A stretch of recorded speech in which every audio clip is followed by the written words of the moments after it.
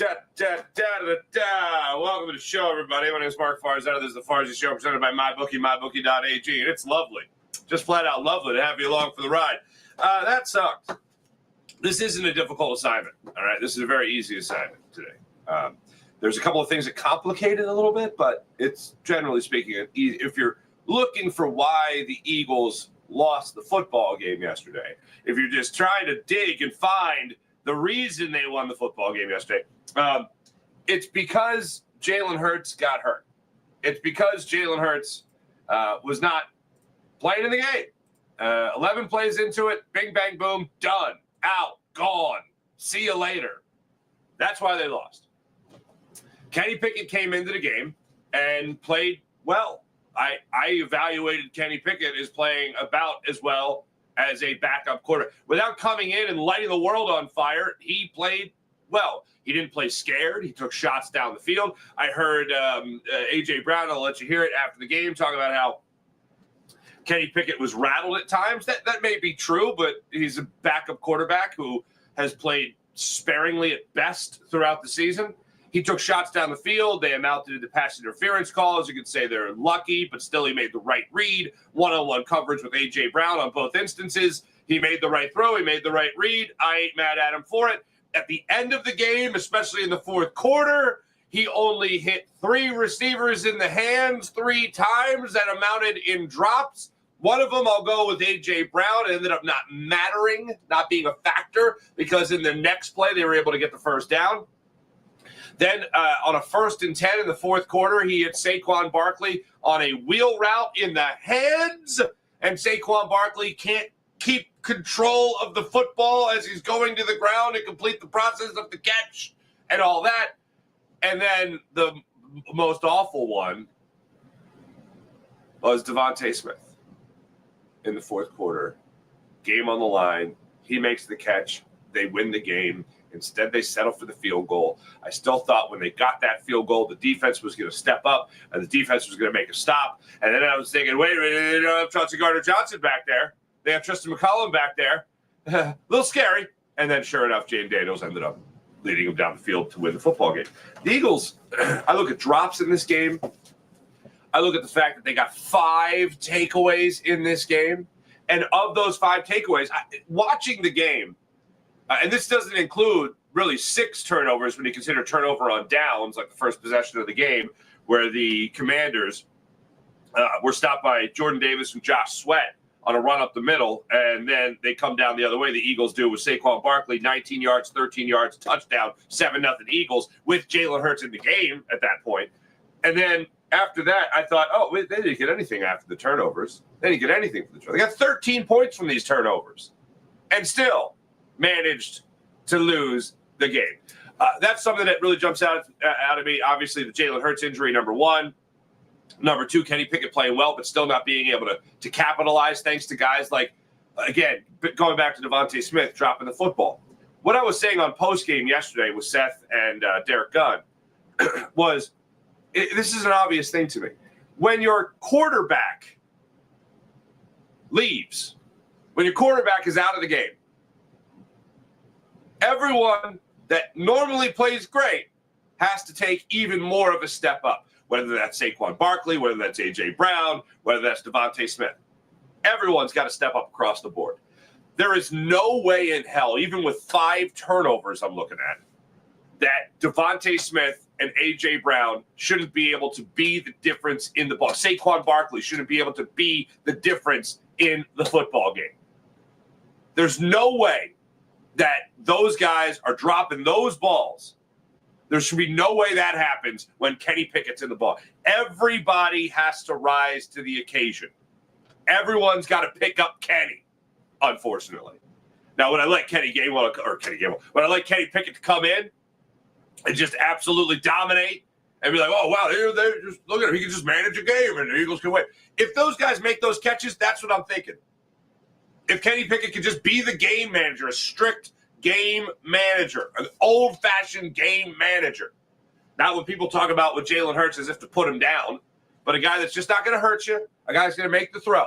Well, he was making throws yesterday, and the Eagles were dropping them. Did he sail some? Yeah, there was one that he sailed right over A.J. Brown's head, and that's probably what A.J. Brown's referencing after the game.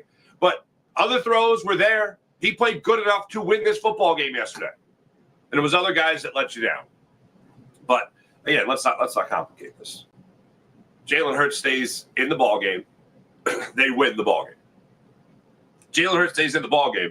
Man, they were cooking. That first drive was like the old Staples commercial. Hit the button. That was easy. That's what it was. As far as him going out, I thought it was an odd thing. Jalen Hurts gets up, and the referee goes right over to him. And it looked like the referee was looking for some kind of verbal confirmation that you're all right. Like, hey, man, tell me that you're all right. Hey, man, tell me you're all right. And Jalen, he looked like he was on another planet.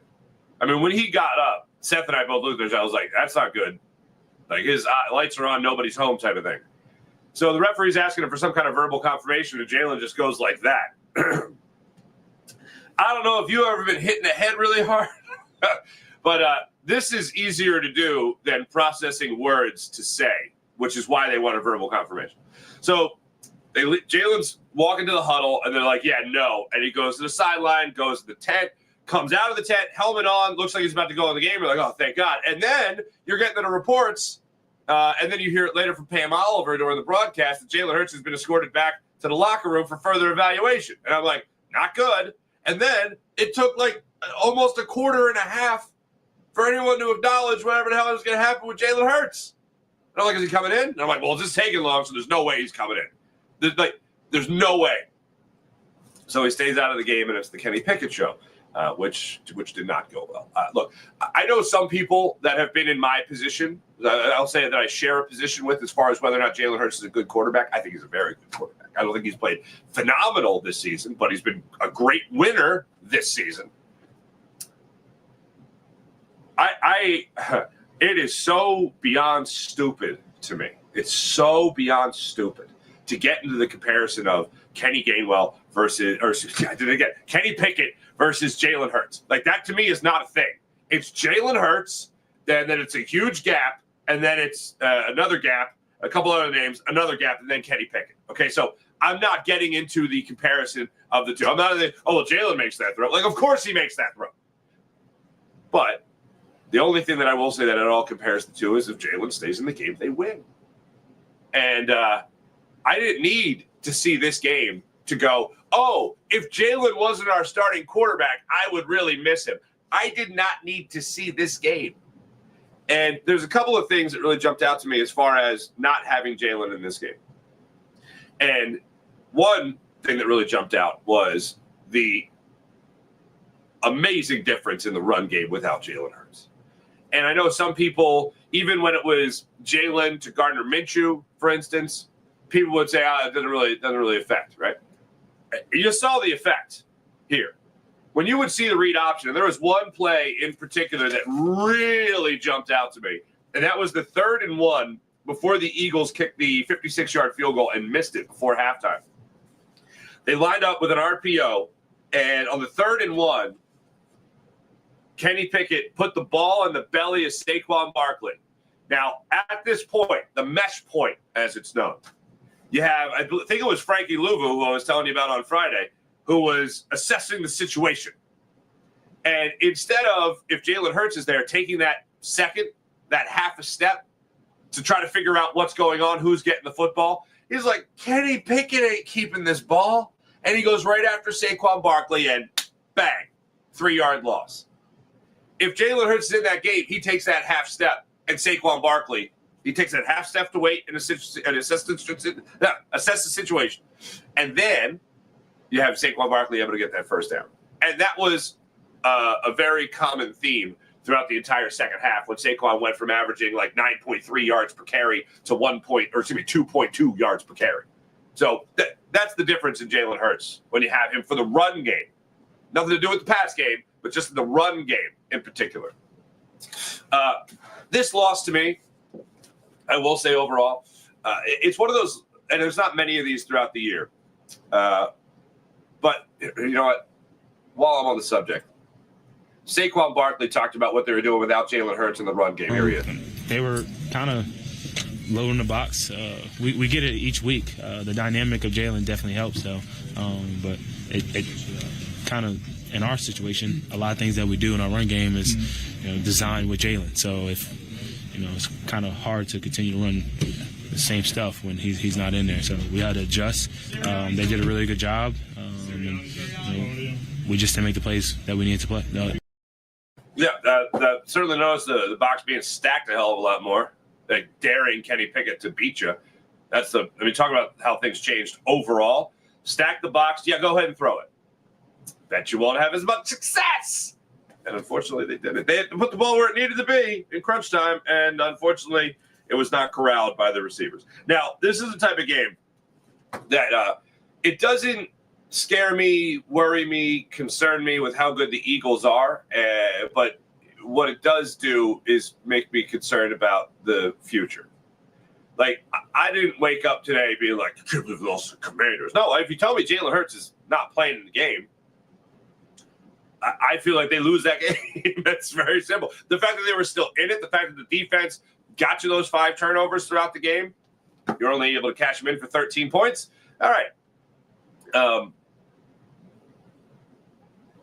But if you tell me Jalen Hurts isn't playing, then I'm like, I don't like their odds. I don't like their odds on the road. Kenny Pickett going into the game. But here's what does bother me about the game. The Vikings and the Lions won. Lions, by the way. I ain't mad at you. 13 wins, franchise record. Congratulations to the Detroit Lions on that. The Vikings, I am mad at you. That touchdown pass to, I think it was Justin Jefferson at the end of the game, should not have counted.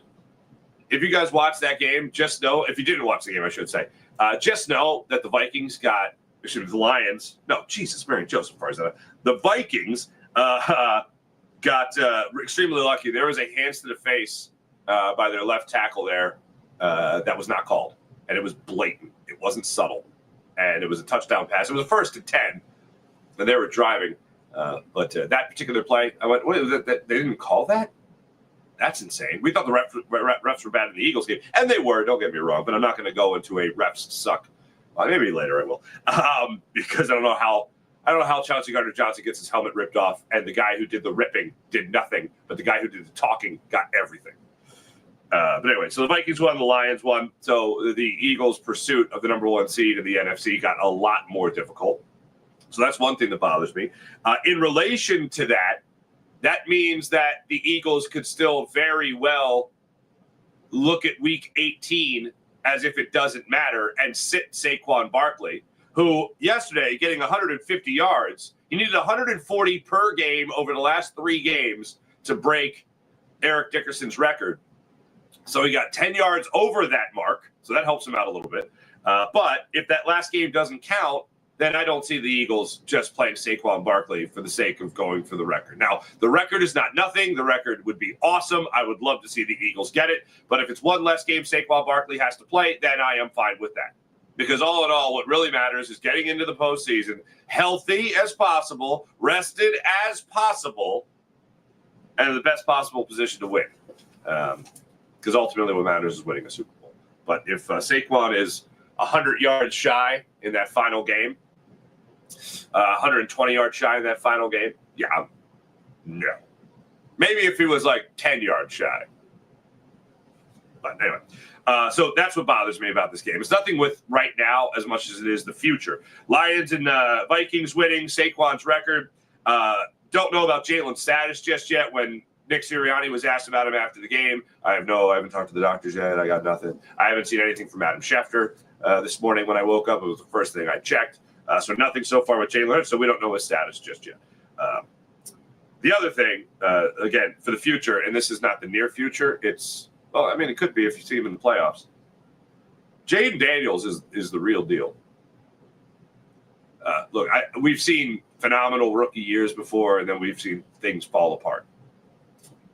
Well, until he falls apart, I got to go on what I'm seeing, and I'm seeing a pretty damn good quarterback that the Eagles are going to be facing for the next however many years in the NFC East. So when I look at this game, I have frustration at the drops. I have frustration at not doing more with 5 turnovers. I have frustration with this is one more thing that I have frustration with. I don't understand how they didn't make this game easier for Kenny Pickett. Like, after the game yesterday, Nick Sirianni was talking about how they're prepared for everything. Like, nothing's on the fly. That's the phrase he was using. Nothing's on the fly. If we have Kenny Pickett, if we know he's going into the game, we have things planned for Kenny Pickett. It didn't look like it. And I thought Seth made a great point yesterday. If you have Kenny Pickett in the game, how are you allowing the Washington Commanders to continue to stack the box? Where's your spread offense at that point? Where is getting guys away from the middle of the field? Where's that? Where's the play action? If you're running with Saquon Barkley, you're continuously running it with Saquon Barkley, and Saquon Barkley on first down is getting maybe a yard on a good run. Where's the play action pass? Where's making life simpler for Kenny Pickett? I didn't see that. Nick Sirianni talking about how they were prepared. Didn't look like it. Kellen Moore, where's the play calls to help a totally different quarterback than Jalen Hurts? Going back to like the Wentz and Foles era, you saw a lot of RPO, but Wentz was a very mobile quarterback. He was a good running quarterback. They ran the same thing with Nick Foles. Somehow, magically, it still worked. Somehow an RPO with Nick Foles still worked.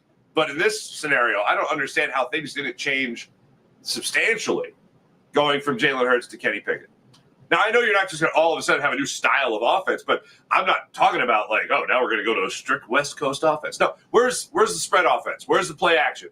You're still running the ball, God bless you, but you see the Commanders stopping you on that. So where's the play action in that regard? Where's more slants to A.J. Brown? Where's more slants to Devontae Smith? Yes, even before he drops the ball. Where's using Saquon? Last week, one of the things that really amazed me about the first 5 plays of that game that Jordan Mailata said, we knew the first 5 plays of the game going against the Steelers. One of the things they did in the first 5 plays of the game, you know where Saquon Barkley was? He was lined up in the slot. There was one play where he was even lined up on the outside. And I was like, oh, that's creative. That's different. Well, where was that in this game? Are those just dummy routes that he was going to run? Are they not real routes? So the coaching got to me in this one. There's a lot of things that pissed me off even before the officiating. I still don't understand the second unsportsmanlike conduct penalty being called on Chauncey Gardner-Johnson. To me, you don't get thrown out of a game for talking. I don't even care if it's back-to-back times. And Chauncey Gardner-Johnson put it out there after the game saying, I don't even know what I was thrown out for. I think you might have an idea. But as far as why you got thrown out, like as far as the end-all, be-all being thrown out, if you're an official and you tell a guy unsportsmanlike conduct, talking trash, whatever, and he does it again, are you really going to throw him out of the game for talking? I would feel like the next penalty has to be a step up, not just a repeat offense. Jalen Carter needs to watch his ass, too. I said it last week, and there was a guy I was comparing him to, and it's a reputation thing, and it's Ndamukong Suh. Jalen Carter better buy the officials of the NFL a nice Christmas present. I'm not a bad guy. Did I shove somebody a little bit who was still coming towards me? Yeah. Did he happen to fall over somebody else's legs? Yeah. And he gets the unsportsmanlike conduct penalty? I don't buy into the conspiracy theories, but after watching the end of the Vikings game yesterday and seeing the game-winning touchdown come into play with hands to the face, I was like, oh, this is interesting. Seeing Chauncey Gardner-Johnson get thrown out of a game when the Eagles are already down their starting quarterback. So now they're down their starting quarterback and they're down their safety. Not ideal. But even with all that, the Eagles still had opportunities to put this game away, and they did not do it. When they had opportunities, they came away small. Overall, Nick Sirianni on the loss, this is how I broke it down. Yeah, I think at the end of the day, I have to be able to watch the tape and tell you everything what happened, but just sloppy. Sloppy with penalties, sloppy with too many men on the field, sloppy with our fundamentals. And when you play a good football team like we played today, and you're sloppy regardless of how many turnovers you force, it's going to be hard to win. And I think, what I said to those guys is like when it's sloppy with every piece of that, that's always going to be on me as the head coach. All right. Well, I would agree with sloppy. One of the things that sticks out to me as far as the passing game, I talked about what the run game did with Kenny Pickett and Jalen Hurts being out of the game. But as far as the passing game went, like, you never want to look at your stat sheet at the end of the game. And it's during the game that you're realizing what's going on, but you're like, it can't be that bad, can it? And then you look at the targets. A.J. Brown, 15 targets. Devontae Smith, 8 targets. No other wide receiver or tight end was targeted. Barkley was targeted once, drop. Kenny Gainwell targeted once, 6 yards. That's it. There was no Grant Calcaterra. There was no Jahan Dotson. Nothing. Meanwhile, on the other side of the football field, Olamide Zaccheaus has 2 touchdowns. What the hell, man? Not cool. Not cool. Not a fan. Not a fan. That's not spreading the ball around. That's giving the defense 2 guesses. Hey, guess where I'm going? Okay, it's either Saquon Barkley with a run or it's A.J. Brown. That's where I'm going. Jalen spreading the ball around a wee bit more than that. And I think Grant Calcaterra is also getting, by the way, he was getting blowed up. He was getting blown up on the line of scrimmage trying to block. That was not a pretty sight yesterday. They went right after him in yesterday's game. But I do agree with Nick Sirianni when he's talking about just overall sloppy play. I think that's a good way to break it down.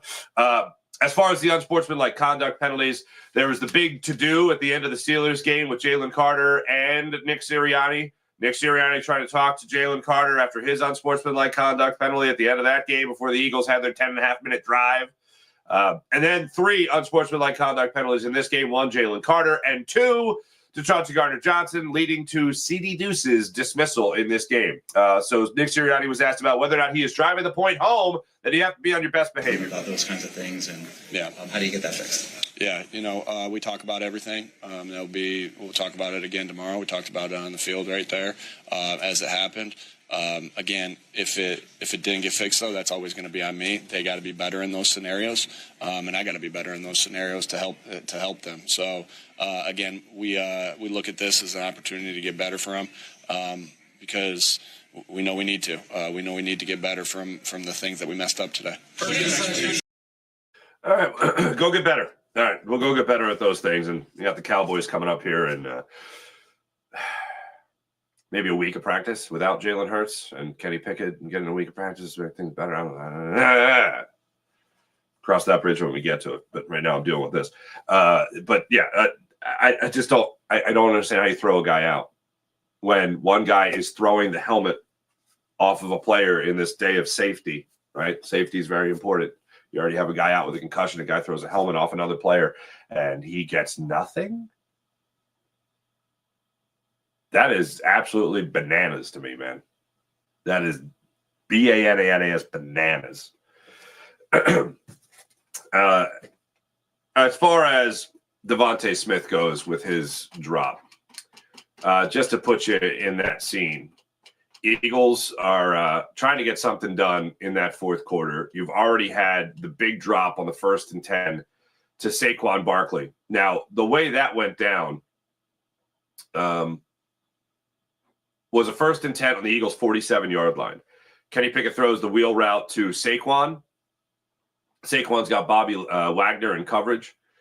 Saquon originally caught the ball, or corralled the ball, tucked it, and then as he went to the ground, it started to be jarred loose. Like, I would never say that he had full control of the football, which is why it was ruled a incomplete pass.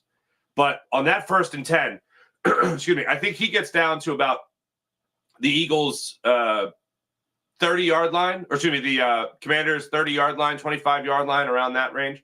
So 1st and 10 in that area really helps things along. If Kenny Pickett puts more air under that football, Saquon's gone. That's a touchdown like we used to enjoy to Darren Sproles back in the day.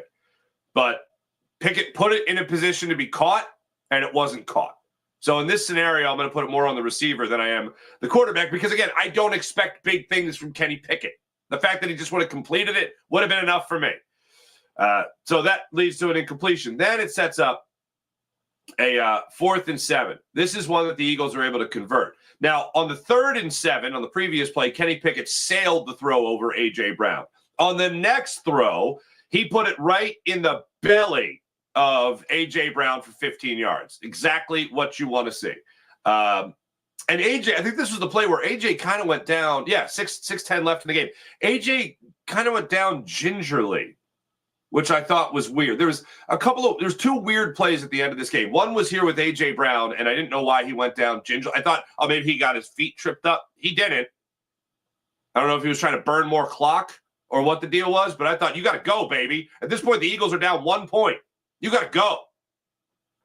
He goes down rather easily, unfortunately. And then the Eagles get the 3rd and 15 play where Kenny Pickett scrambles. I thought there was originally going to be the flag. There was the flag. They ended up picking it up. They convert with the 50-yard field goal for Jake Elliott that gives the Eagles a 30-28 lead. Good for you, Jake. Get the 50s. Get into the 50s finally.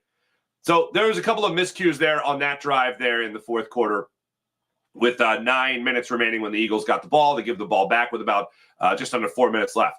So then the Eagles get the interception, and this is the second weird play.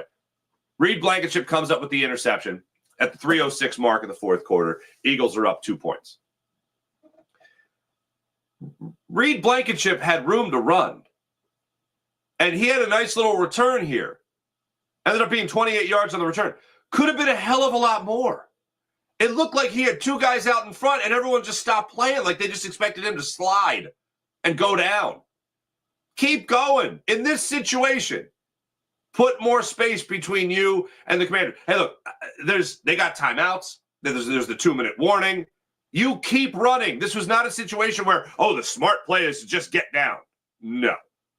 It's not a kneel down situation where you're just killing clock. You need points. So you need to get as close to that end zone as possible. And it looked like the end of that run was just molasses. So the Eagles get the ball. 2:53 remaining. Barkley gets stopped for a 3-yard loss. Pickett makes the pass to Brown, who gets it for 8 yards, sets up a 3rd and 5 from the Washington 22. Kenny Pickett throws over the middle of the field to Devontae Smith, hits him in stride with a perfect throw, and Smitty drops it. It's not often that I look at plays and don't feel rage when I look at plays like this of just a player just not doing his job, just not catching the ball. We talked about it last week. Alshon Jeffrey's drop against the Saints in New Orleans. He catches that ball. I have no doubt the Eagles make it all the way back to the Super Bowl with Nick Foles again. But the Eagles aren't in the position they're in without Alshon Jeffrey playing as he did throughout the season. The Eagles aren't as good a team without Devontae Smith playing as well as he's played. Devontae Smith dropping that ball, sure, that sucks. And I hate chalking things up to that's just part of the game, but that's part of the game. Just like Saquon Barkley dropping a ball against the Atlanta Falcons in week 2, it's very similar to Devontae Smith just dropping this ball. But Devontae stood there at his locker yesterday to answer questions. I don't think you can hear the first part of this, but he basically says, I just got to make the GD catch. I ain't gonna beat myself up over it. It's life, part of the game. And shit, I made all the tough catches there, and then the easy one I had, I dropped. It is what it is. Trust the game. Ain't nobody else fault but mine. You able to move on from this and obviously not let it weigh down on your shoulders too much? The game over with. Ain't nothing I can do about it now. Was it one of those where you just looked it in, or you? I just dropped the ball. Ain't no teaching on it. Just catch the ball. It's simple. Do you like that in that moment they go to you? Yeah, for sure. I was calling for it, and when they put it in my hands, I got to make the guy play.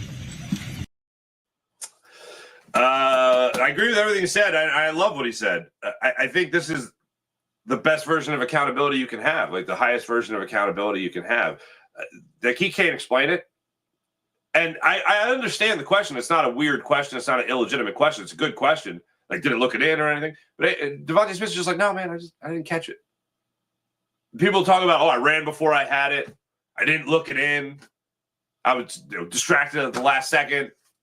heard footsteps. What nobody admits that, but to me, he just dropped it. He's a borderline great wide receiver in the NFL. It's the best duo in the NFL as far as I'm concerned with these two wide receivers. Just dropped the football. What happened? I dropped it. Well, why? Because I didn't catch it. Like I did the opposite. I love that he stood there and answered the questions. I hate that he dropped the football. Do I think it's indicative of who who Devontae Smith is and what he's going to be from now on as an Eagle? Absolutely not. It's one of those things. I mean, think about this. Think about this now on the Eagles. You have the drop by Saquon against the Vikings. Against the Falcons. You have the drop with Devontae Smith against the Commanders. I know a lot of football teams can do this, but you look back on it, those are two losses that would have been wins with the simplicity of a catch. Now, do I like to boil it down to just two catches? No, absolutely not. I look at a lot of other things that lead up to why it was such a close game to begin with. For me, Jalen got hurt. He stays in the game, they win. Kenny Pickett, as I said, did enough to win this football game. He didn't play scared as far as I was concerned. 2 deep shots, back-to-back scenarios, as a matter of fact, coming out of halftime. 38-yard pass interference call at the start of the second half. A.J. Brown, DeMarshawn Lattimore. Eagles got away with one there, by the way. Brown then drew another pass interference. That one was legit, 23 yards, and they could only get a field goal out of that? Come on, man. Oh, that's where they ran that weird wildcat. What are we doing? Anyway, but yeah, that was Devontae Smith after the game. 2 more things for you from the locker room. One is Saquon Barkley, a guy who's been banging the drum for Jalen Hurts, even through the haters, was asked a question about how things changed when Jalen went out of the game. They were kind of loading the box. We get it each week. The dynamic of Jalen definitely helps, though. But it kind of, in our situation, a lot of things that we do in our run game is designed with Jalen. So if it's kind of hard to continue to run the same stuff when he's not in there. So that's part of it. This is the other part. This has to do with the game in general. The game, does the way you play offense change in terms of you have a lead at that point, protecting the lead? If he's our starting quarterback. Everything that we do is kind of and what he's able to do. The reason why we've been super successful. But at the end of the day, Kenny came in and did a really good job. We just didn't get the job done. There's one player here, one player there. That's football. It'll be a whole different conversation. So obviously, yes, losing Jalen definitely hurt us, but I don't believe in moral victories. But definitely want to give a shout out to Kenny. I think he did a really good job coming in, handling the situation, and put us in a position to win a football game. Fair. That's fair. Speaking of assessing what Kenny Pickett was able to do in this game, A.J. Brown, this is what he had to say after. Kenny was just trying to get situated and get his feet up on him. He hasn't played all year, and I just think it was just a little different, but he was just trying to calm down and get comfortable, and he did at times, and sometimes he got rattled. There's a lot going on. There was pressuring him a lot, changing looks up, and I feel like he did well. I feel like he did well to handle everything, not playing a single game in the most intense game, and they throwing everything at you. So, yep. I don't know if I'm Kenny Gainwell or Kenny Pickett. If I'm Kenny Pickett, I want somebody to say I got rattled. But I think AJ's referring to that 3rd and 7 throw that he sailed over his head before hitting him in the chest. And the next one. Hey, let me tell you about the Game Time app. Game Time app. Download the Game Time app, create an account, use promo code FARZI. You get $20 off your first purchase. Game Time right now is focused on togetherness this holiday season. That means when you bring people together at live events and the experience, how much they matter more. Oh, it's so perfect. It's the perfect gift, as a matter of fact. Looking for that last-minute gift? Just open up your phone, download the Game Time app, create an account, use promo code FARZI, and get $20 off your first purchase, whether it's for you or somebody else. Game Time focused on togetherness, so be together with that special someone. Game Time has a new feature called Game Time Picks that makes getting tickets for live events even easier. Game Time Picks filters out all the fluff to show you just how incredible these deals can be for the best seats at the best prices. So don't waste time searching literally through thousands of tickets on the Game Time app. Use Game Time Picks on the Game Time app. Also, toggle the all-in pricing feature, which allows you to see exactly what you're paying before you check out. That is a fantastic feature on the Game Time app. So download the Game Time app, create an account, use promo code Farzi, and get $20 off your first purchase on the Game Time app. If you're going to be running around shopping, go ahead, look at Game Time app, see what tickets are available for whoever in your life, maybe even a special gift to yourself. Download the Game Time app, create an account, use promo code Farzi for $20 off your first purchase. Terms apply. Again, create an account, use promo code Farzi for $20 off your first purchase. Download the Game Time app today. What time is it? Game time.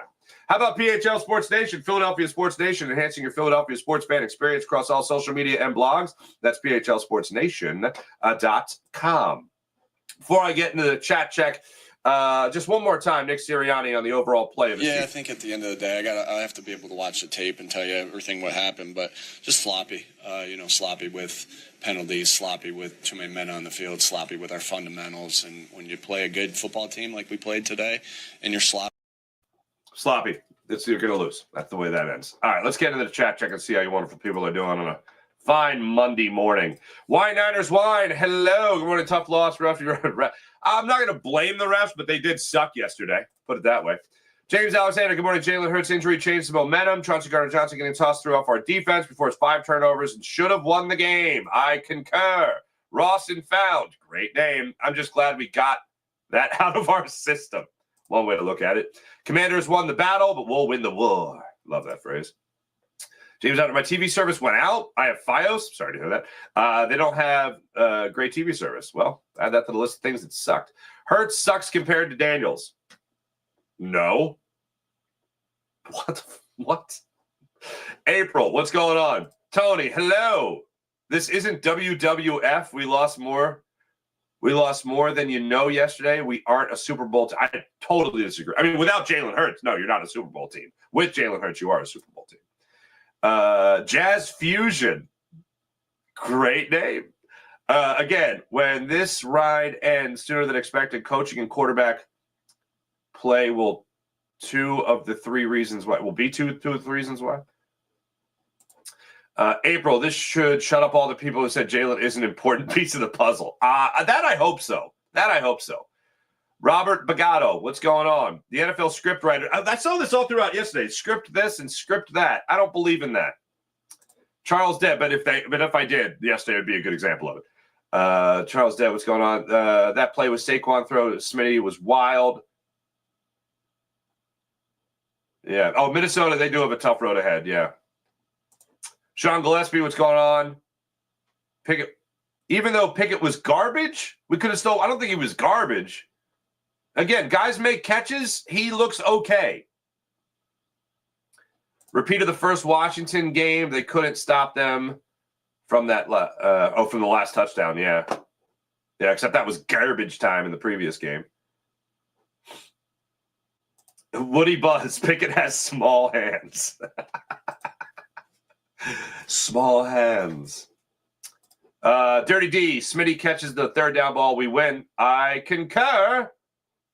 Thanks, everybody in the chat. You guys are wonderful, as per usual. Folks, that's the show. My name is Mark Farzetta. Like and subscribe to the Farzi Show. Like and subscribe to the Seth Joyner Show YouTube channel. Like and subscribe to the Locked On Sports Philadelphia YouTube channel, where yours truly will be with you tonight following Sixers Spurs. That tip-off in South Philly. And hopefully Joel will be back in that game. And also, like and subscribe to the Jake and Media YouTube show. This is my last show, last Farzi show up until Friday. I'll be back with you guys on Friday. Got the 7 fish meal to get ready for. Got Christmas with the kids and all that stuff. And there's a couple of days I'm going to take. And then I'll be back with you guys on Friday morning. Thanks for watching. Thanks for listening. Oh, also in the meantime, I'll be on Locked On Sports Philadelphia, so catch me there. Thanks for watching. Thanks for listening. Merry Christmas. Happy holidays. Go Birds. Go Sixers. And all that type jazz.